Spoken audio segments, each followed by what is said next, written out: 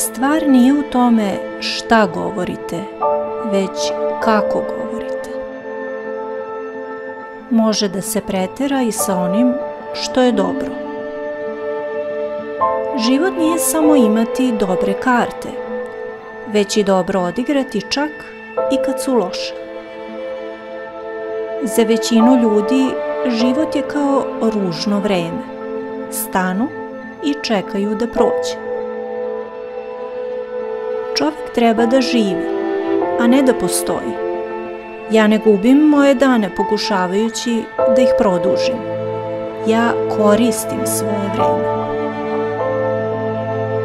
Ja sam ja i neću da potčinim svoj ukus jednodušnom sudu čovečanstva. Ako ne volim neku stvar, ne volim je. To je sve.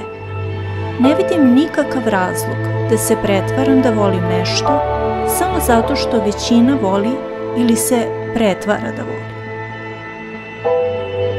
Ljubav počiva na planinskim vrhovima, iznad doline razuma.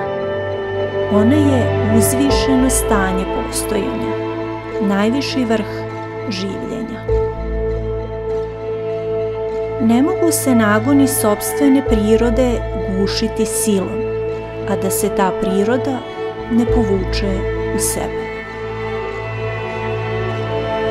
Nije važno šta čovek treba da čini ili ne treba da čini.